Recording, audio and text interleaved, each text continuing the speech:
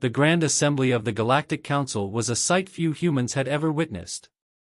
Towering crystalline structures stretched into the artificial sky, their iridescent glow casting an eerie shimmer over the gathered representatives. The chamber itself was a marvel of alien architecture, an impossible blend of technology and biology, pulsating like a living entity. At the center of it all stood Ambassador Elias Voss, humanity's chosen representative. He adjusted his suit, the only human in a sea of alien species, some towering like sentient shadows, others slithering or hovering in defiance of gravity. Their gazes bore down on him like judgmental gods. This was not a diplomatic meeting. It was a trial. A cold voice echoed through the chamber. Humanity stands before this council as a species unfit for integration. The speaker, a Zalari named High Arbiter Sarthuan, regarded Voss with multifaceted eyes, unreadable yet condescending. Your kind is reckless. Your history is violent. Your technology is primitive, yet your wars are devastating. We have studied you. The room filled with murmurs, a ripple of disapproval. Some species had never even seen a human in person, yet they had all heard the same tales, of Earth's endless wars, of their refusal to submit to a single ruler, of the terrifying speed with which they advanced when faced with opposition. A representative of the Va Lear, a serpentine species known for their manipulation, coiled forward, her voice like silk over steel. You are a paradox. Intelligent, yet irrational. Capable of unity, yet driven by conflict. The Council offers you a choice: accept our guidance, limit your expansion, and be allowed a seat among us, or be contained. Permanently. Silence. The words hung in the air, heavy with the weight of an ultimatum. Humanity was not being invited to join the stars as equals. They were being given a leash. Voss took a slow breath. He had expected resistance, but the sheer arrogance in their voices made his blood run cold. He looked around, reading the room. Some species watched with pity, others with veiled amusement. A few, he noticed, were waiting, not for his submission, but for his reaction. Testing him. He smiled. It was small, barely noticeable, but enough to unnerve the nearest representatives. With all due respect, Voss began, his voice calm but carrying the weight of 1,000 unspoken wars. Humanity does not bend to threats.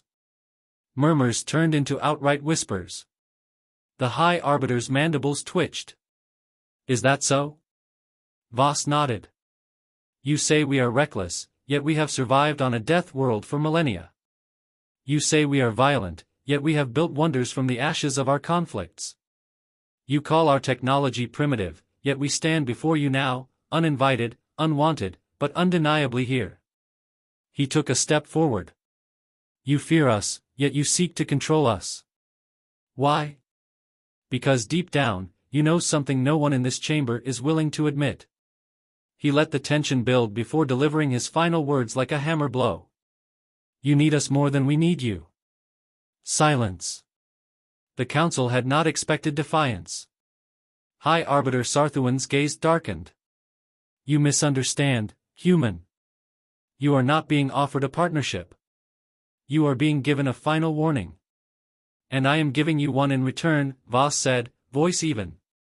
Humanity is willing to work with the council, but not as pawns. We bring something to the stars that you have forgotten. A flicker of hesitation crossed the faces of a few alien representatives. What could you possibly offer? The Va Lear scoffed. Voss smiled again, this time wider. Choice.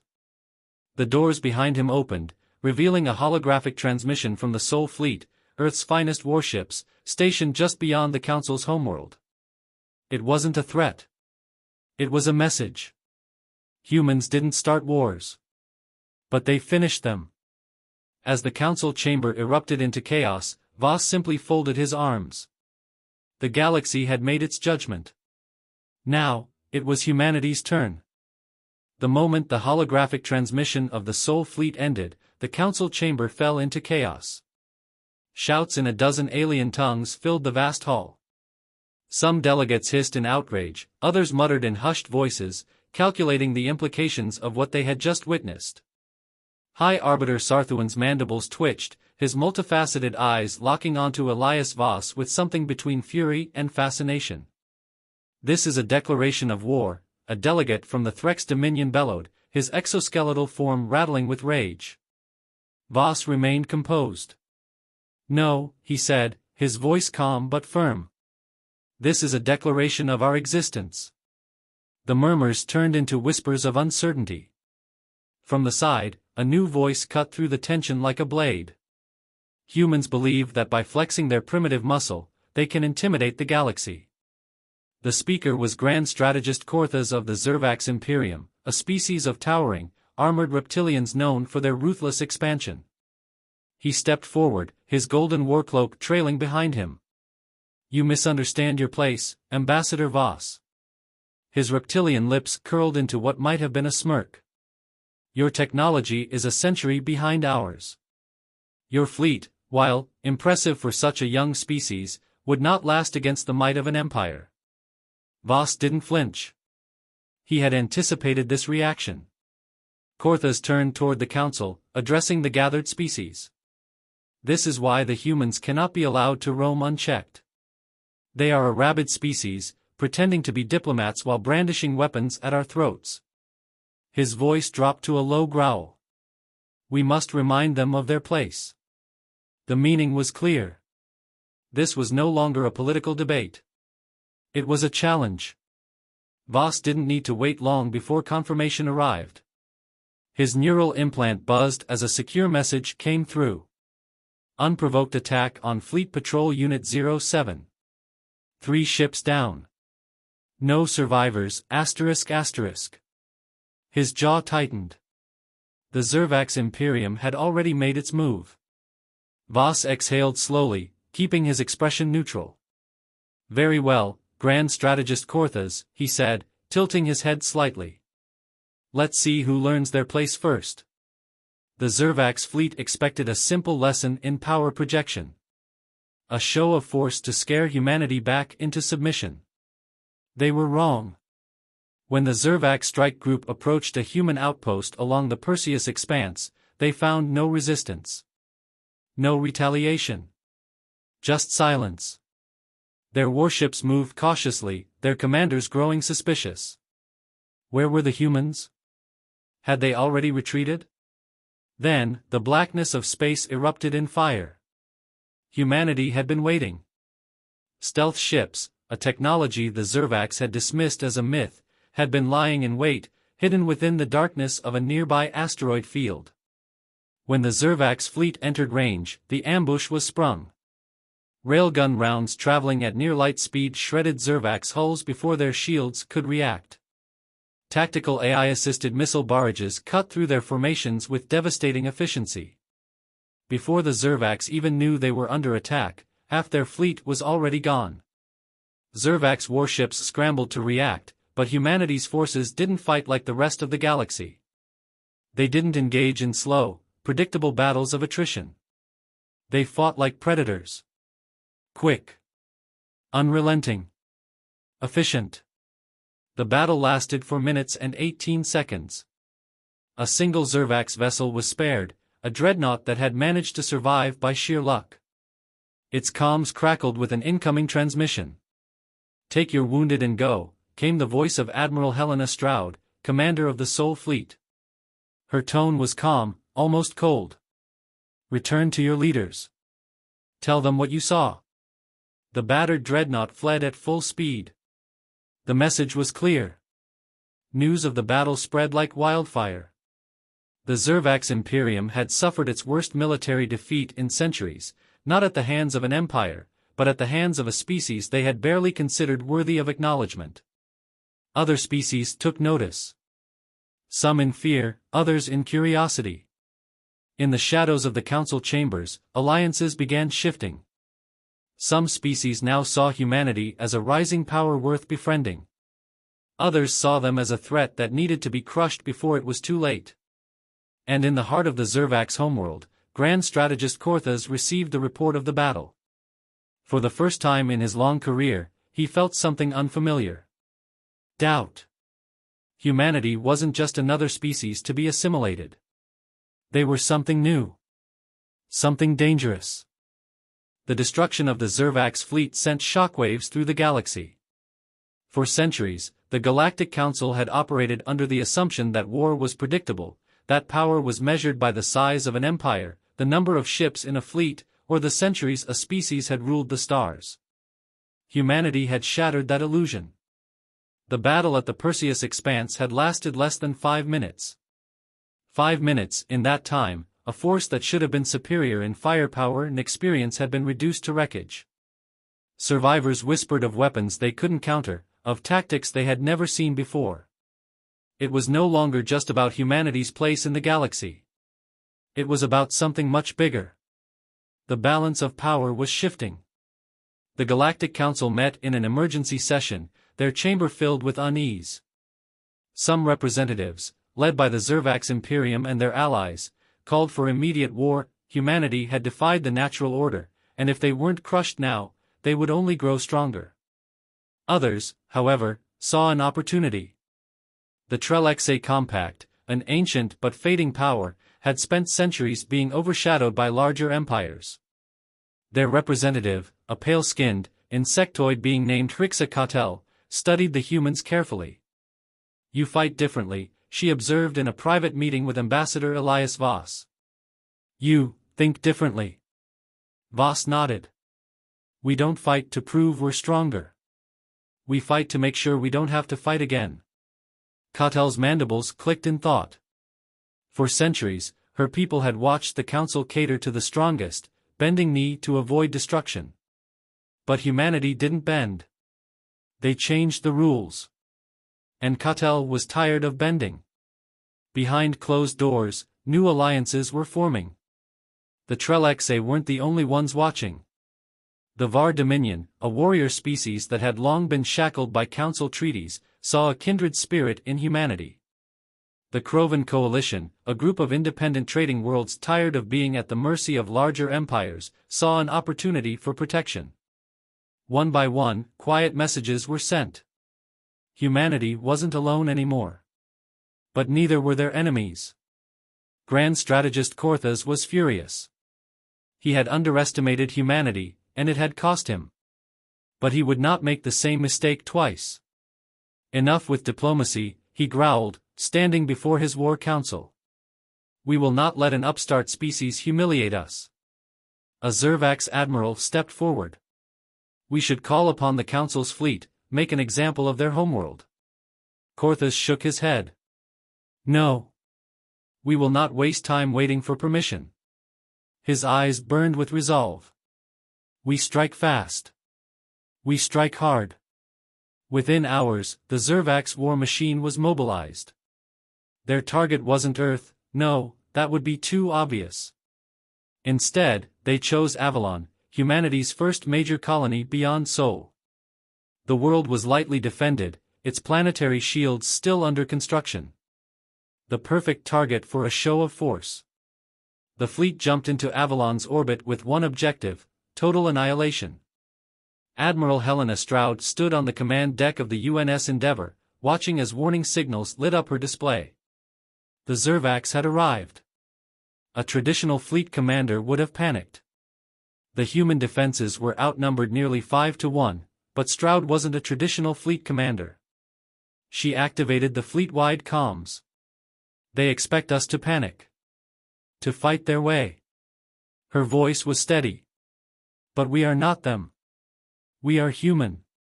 And we fight on our own terms." Then, she issued an order no alien commander would have dared. "Begin the maneuver." Across Avalon's orbit, human ships vanished. The Zervax fleet hesitated, their weapons primed but with no visible targets. Their sensors scrambled for signatures, but something was wrong. Then, out of nowhere, hell rained down upon them. Humanity had mastered electronic warfare in a way no species had before. Ghost fleets, ships designed to appear and disappear from sensors in an instant, materialized behind enemy lines, targeting command ships first.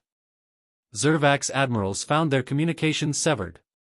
Their formation, once rigid and strong, collapsed into chaos. On the ground, planetary defenses that had seemed unfinished suddenly came online. Automated railguns, disguised as construction sites, tore through descending dropships. Within minutes, the battle had turned into a massacre. By the time the last Zervax ship tried to flee, only 3 of the original 40 warships remained. A transmission was sent to the Zervax Imperium. "Attack us again, and there will be nothing left of you." The Zervax Imperium had suffered another humiliating defeat. This time, it wasn't a skirmish. It was an outright war they had lost. Other empires, once so confident in humanity's inferiority, now saw them in a new light. And for the first time in centuries, the Galactic Council faced a choice they never expected to make. Would they back the old order? Or would they embrace the future, ****, a future shaped by humanity, ****. The Galactic Council chamber was silent, a rare occurrence in a place where politics was usually a battlefield of words. The Zervax Imperium had suffered not one, but 2 humiliating defeats at the hands of humanity. The balance of power had shifted, and the cracks were beginning to show. Elias Voss stood at the center of the chamber, his expression unreadable as the High Arbiter Sarthuan addressed him. "The Council cannot tolerate further hostilities," the Zalari leader announced, his multifaceted eyes scanning the chamber.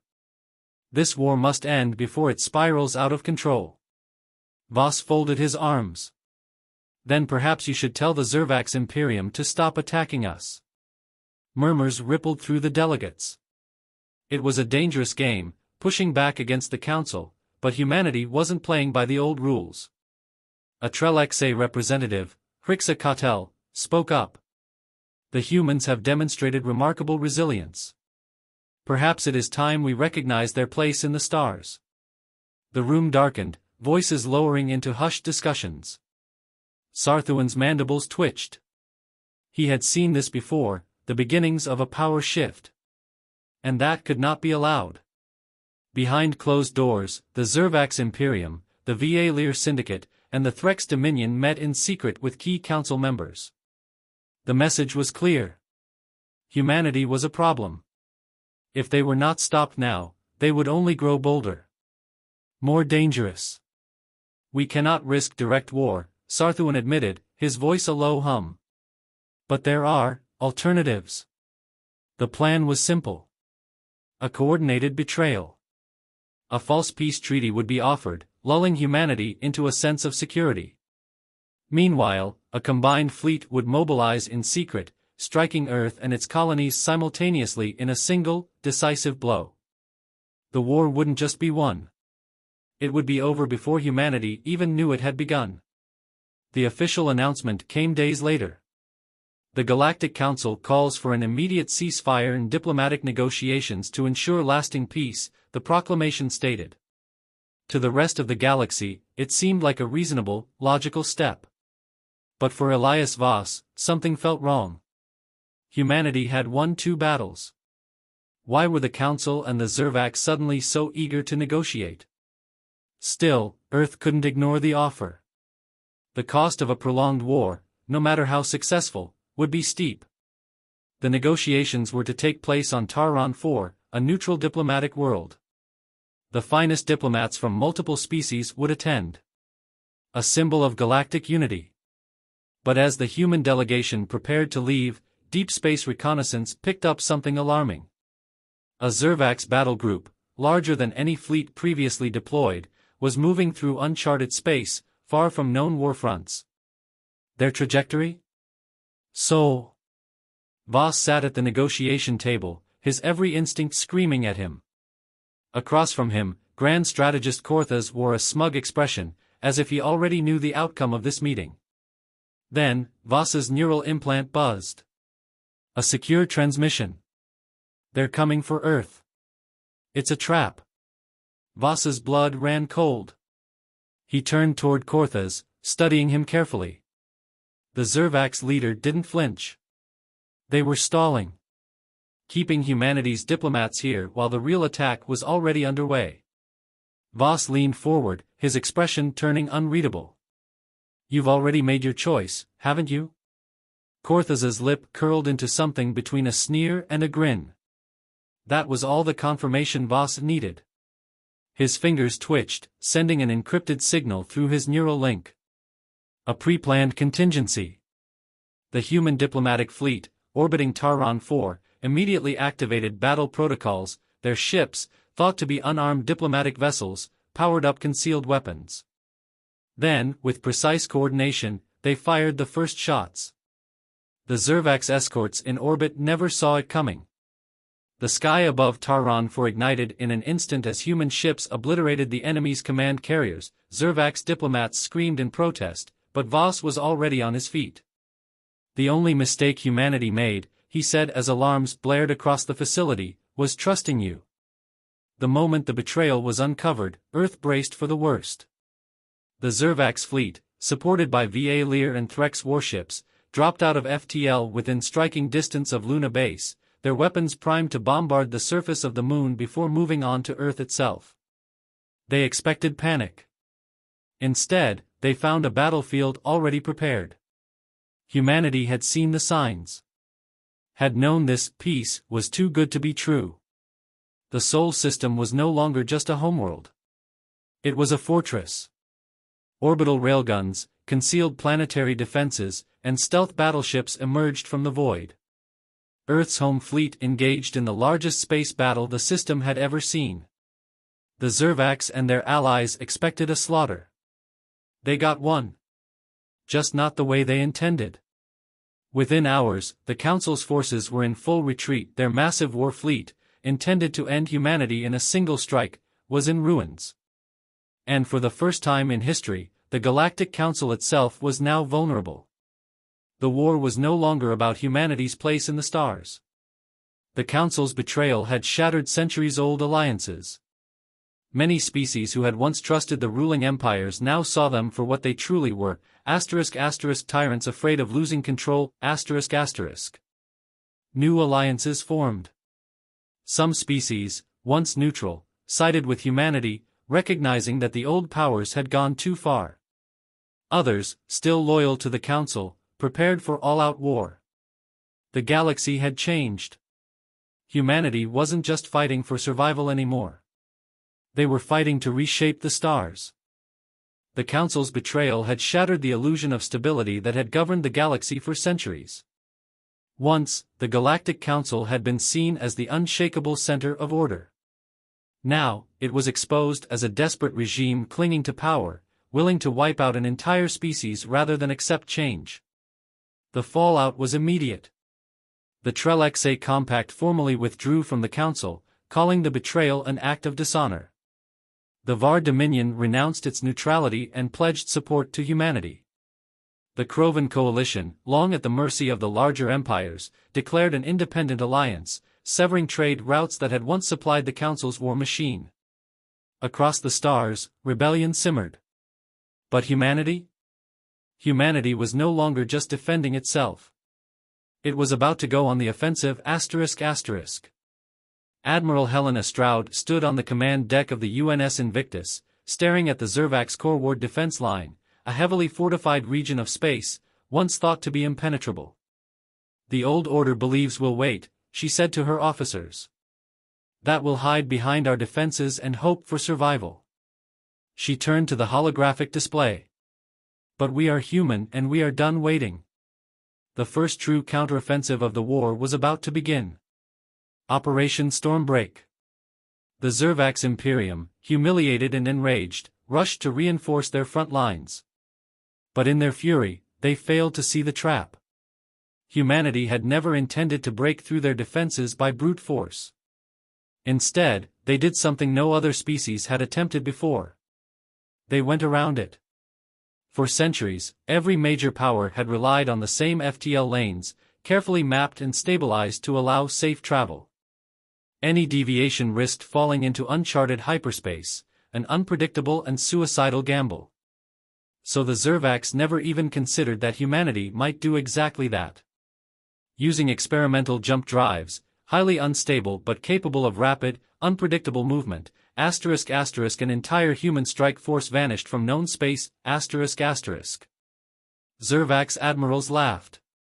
They fled, they declared. Humanity is broken. Then, without warning, the Zervak's homeworld's outer defenses went dark. In less than 6 hours, human warships materialized inside the Zervak's home system, bypassing every defensive checkpoint.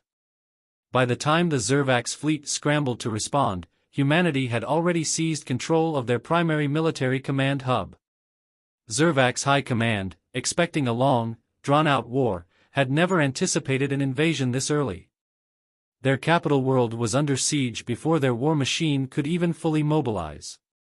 For the first time in recorded history, a major galactic empire surrendered unconditionally. Zervak's officials, once arrogant and overconfident, now knelt before humanity's representatives, their once great fleet reduced to debris. It wasn't just a military victory. It was a psychological one. Humanity hadn't just won battles. They had shattered the idea that the old powers were untouchable. As the news spread, panic gripped the Galactic Council. The Zervaks had been one of their strongest military arms. If they could fall in a single campaign, what did that mean for the rest of them? Desperation set in. The remaining Council-aligned factions gathered their forces. If they couldn't win by strategy, they would win by sheer numbers. A final all-or-nothing assault was planned. Humanity would not be allowed to reshape the galaxy. Deep in Council space, a new fleet was being constructed. The largest armada ever assembled, formed from dozens of empires. Their plan? A full-scale invasion of Sol. One last battle to decide the fate of the galaxy. But what they didn't know was that humanity was already coming for them. The Galactic Council had spent centuries ruling through fear and control. But now, their empire was crumbling. The Zervak's Imperium, once their most powerful enforcer, was shattered. The Trelexe, Var Dominion, and Krovan coalition had turned against them. Uprisings had begun in Council-controlled systems. Their only option left? A final, desperate gamble. They gathered the largest armada ever assembled, a force of over 50,000 warships, and sent them toward Sol. Earth would burn. If humanity could be erased, then perhaps the rest of the galaxy would fall back into line. The Council's High Arbiter, Sarthuan, stood before his war leaders. His voice was calm, but his compound eyes betrayed his fear. "This is our last chance," he said. "If we fail here, we lose everything." They had the numbers. They had the firepower. What they didn't have was time. Because humanity wasn't waiting for them. Instead of waiting for the enemy to strike Sol, humanity did the unthinkable. They struck first. Before the Council fleet could fully assemble, thousands of human warships emerged from hyperspace inside Council territory. Using new slipstream drive technology, humanity bypassed the Council's defenses entirely, hitting their shipyards, fuel depots, and command centers before the fleet could even launch. Entire logistics networks collapsed overnight. Council fleets that had been preparing for the final push suddenly found themselves stranded, unable to refuel or resupply. The Council had believed they were the ones planning a final strike. But humanity had turned the war into a battle of attrition, one the Council couldn't win. Despite the chaos, the Council still managed to launch 30,000 warships toward Sol.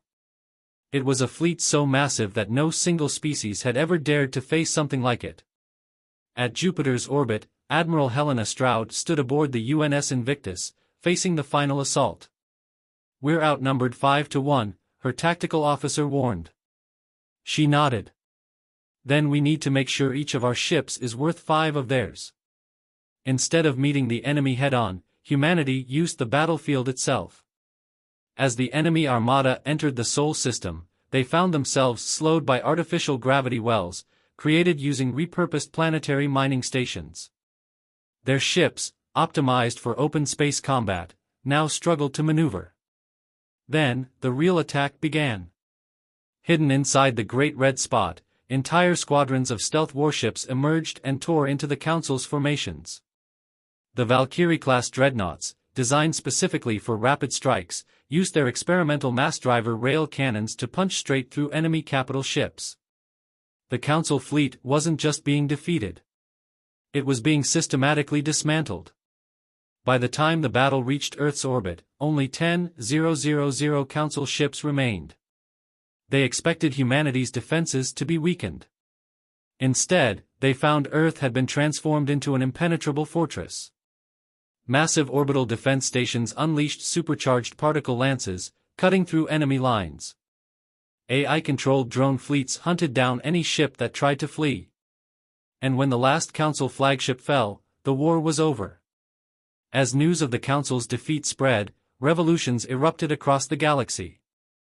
The Trellexe, Var, and Krovan, now humanity's strongest allies, led movements to dismantle the old order.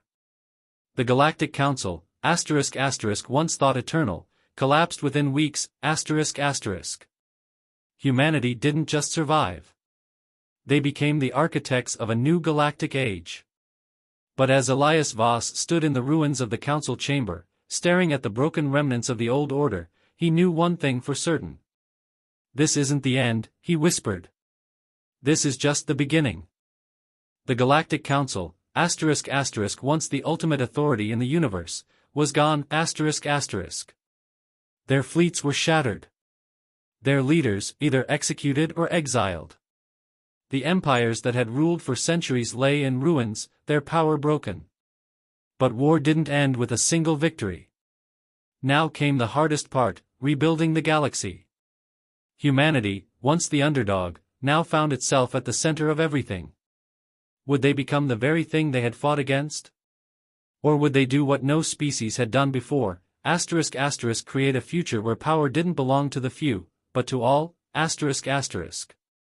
Not everyone was ready to accept humanity's new role. Many old-world loyalists still clung to the past, launching terrorist attacks and uprisings. Others feared that humanity would become a new empire, just like the Council once was. Even among humanity's own ranks, there were debates. Admiral Helena Stroud argued that the best way to prevent another galactic war was to form a strong, unified government, one where humanity would lead. Elias Voss, however, saw the dangers in this.